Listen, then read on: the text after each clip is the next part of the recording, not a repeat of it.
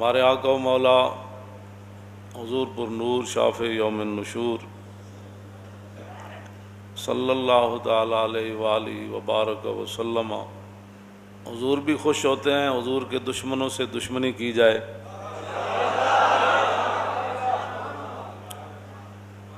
اور اللہ رب العالمین بھی یہی چاہتا ہے کہ رسول اللہ کے دشمنوں کے ساتھ دشمنی ہی نہ کی جائے بلکہ ان کی مرمت بھی کی جائے۔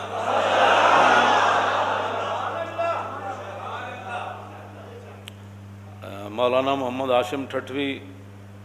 سندھ کے، ان کی کتاب ہے السیف الجلی علی صاب بن نبی، کہ کھلی تلوار اس دے سر ہوتے جڑا حضور دے خلاف گل کرے، اور یہ ہے السیف المسلول،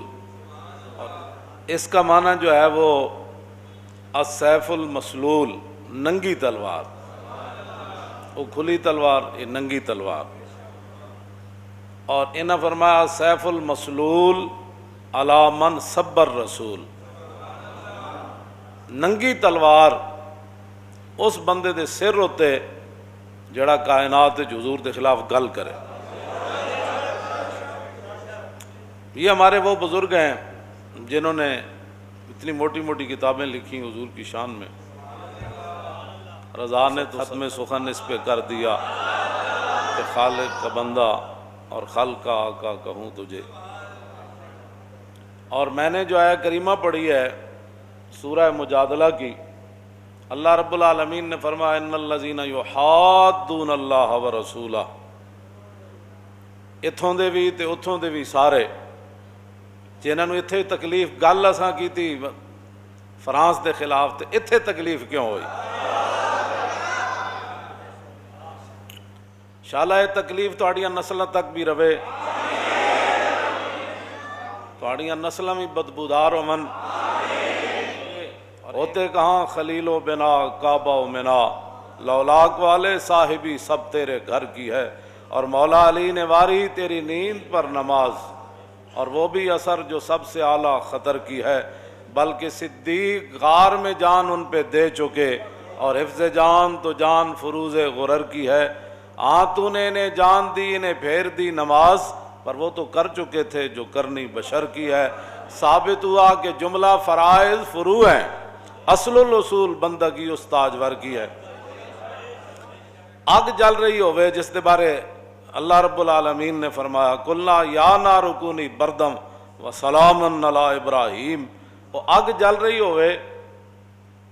تے آگ دے شعلے بلند ہو رہے ہوں، وہ تو پرندے بھی جل جان گزر دیاں، لیکن گرگٹ دور بہ کے نبی دے بغض دے آ کے پھوک مارے، او دی پھوک نال اگ نو کچھ بھی نہیں سی ہونا، لیکن انہیں جناب ابراہیم دے بارے اپنے بغض دا اظہار کیتا۔ اور مولانا جو ہے محمد ہاشم ٹھٹوی رحمۃ اللہ علیہ نے لکھا کہ من ابغض رسول اللہ بقلبہ فہو کافر، فرمایا جڑا کلمہ تو پڑھے لیکن دل وچ حضور دے بارے بغض رکھے، دل وچ گزر جائے حضور دے بارے تو وہ بھی کھلا کافر ہے۔ زبانی کہنا تو بڑی دور کی بات ہے نا، دل وچ تو کہے نہیں جی بالکل نہیں جی ٹھیک ہے ساری باتیں، ہم بھی عاشق رسول ہیں، لیکن تو پھر یہ لیکن کا کیا مطلب ہے؟ جب عاشق رسول ہے پھر لیکن تو بات ہوتی نہیں ہے۔ رسول اللہ نے خود فرمایا کہ جدو میری عزت دی گل آنی، اے عمیر بن عدی جدو مار کے آئے اسماء بنت مروان یہودیہ عورت نو، او 3 جرم کر دی سی، ایک تو یہ کہ رسول اللہ دے خلاف گلاں کر دی سی، دوسرا وطیب الاسلام، اسلام دے عیب کٹ دی سی، تیسرا وتحرض علی النبی، کہ لوگاں نو بھی کہندی سی حضور دے خلاف گل کرو، اے 3 جرم کر دی سی عورت ایسی یہودیہ۔ لیکن نابینا صحابی عمیر بن عدی جدو آپ نو پتہ چلیا تو آپ نے پھر نظر منی، انہوں نے کہا یا اللہ تیرے حبیب گئے ہوئے بدر وچ، تے جدوں رسول اللہ واپس آن گے نا تے میں اس عورت نو قتل کر دیاں گا۔ اس واسطے جنہاں نو اللہ تعالیٰ نے فرمایا نا ان شر الدواب عند اللہ الصم البکم الذین، فرمایا جانوروں میں سے سب سے بدترین جانور وہ ہیں وہ کافر۔ ہاں یہ تو کہتے ہیں انسانیت کی بات کرو، میں نے کہا تھا تو قرآن کہتا ہے، یہ سورہ انفال انہوں نے نصاب سے نکالی اس لیے تھی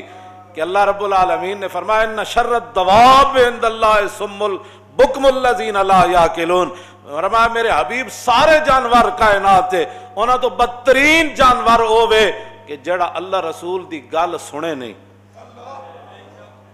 ہاں ان شر الدواب الصم البکم، تے بہرے بھی ہیں تے نال گنگے بھی ہیں تے نال انہاں دے دماغ بھی گندے، انہاں دی سوچ ہی گندی ہو گئی۔ وَلَوْ عَلِمَ اللَّهُ فِيهِمْ خَيْرَ اللَّهُ أَسْمَعَهُمْ إِنَّكَ لَا تُسْمِعُ الْمَوْتَى ہے نا، اللہ نے قرآن وچ فرمایا میرے حبیب تسی مردے نو نہیں سنا سکتے۔ بعض لوگوں نے یہ آیت چک کے تے انبیاء اور رسولاں دے بارے اور اولیاء دے بارے چک کے لے گئے کہ جی بندہ مر جائے تے تسی مردے نو نہیں سنا سکتے۔ مردے تو مراد ہے کافرن، چلتے پھردے مردے جڑے۔ آگے اللہ نے کیا فرمایا، وہ اس آیت کو یہ پھر تب سمجھ آئے گی۔ اللہ نے فرمایا وَلَوْ عَلِمَ اللَّهُ فِيهِمْ خَيْرَ اللَّهُ أَسْمَعَهُمْ وَلَوْ أَسْمَعَهُمْ لَتَوَلَّوْا وَهُمْ مُعْرِضُونَ۔ اے گل ہے جڑی میں ہمیشہ کرنا کہ ساڑھے واسے چ گل نہیں ہے کہ کسی دے اندر پا دے یہ گل ناموس رسالت دی یا انہوں سمجھ آ جائے۔ فرمایا میرے حبیب جانوراں جو سب تو بھڑے جانور ہے کافرن، فرمایا اگر اللہ ان میں کوئی بہتری دیکھتا نا اپنی شان کے مطابق تو پھر اللہ آپ کی بات ان کو سنوا دیتا۔ وَلَوْ عَلِمَ اللَّهُ فِيهِمْ خَيْرَ اللَّهُ أَسْمَعَهُمْ، اگر اللہ ان میں کوئی بہتری جانتا تو پھر اللہ آپ کی بات ان کو سنوا دیتا۔ جو ساڑھی گل کسی نو کیویں سمجھ آ سکتی جی، جڑا ہووے رسول اللہ نال دشمنی رکھن والا تے ہووے یہود و نصارا دا ایجنٹ، انہاں دا بتے خور ہووے،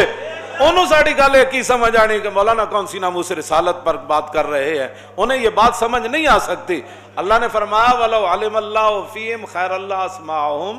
وَلَوْ أَسْمَعَهُمْ لَتَوَلَّوْا وَهُمْ مُعْرِضُونَ۔ میرے حبیب ان میں کوئی خیر تو ہے نہیں، اگر کوئی خیر ہوتی تو اللہ ان کو آپ کی بات سنوا دیتا، ان کے کانوں تک چلی جاتی، ان کے دماغ تک وہ بات چلی جاتی۔ وَلَوْ أَسْمَعَهُمْ لَتَوَلَّوْا وَهُمْ مُعْرِضُونَ۔ اللہ نے فرمایا جی آپ دی گل انہوں سنا بھی دیندا تاں وی انہاں نہیں سی مننا،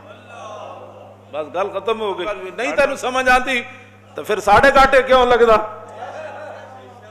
جے نہیں سمجھ آندی تو پھر تانوں وہ تے سمجھ آ گئی،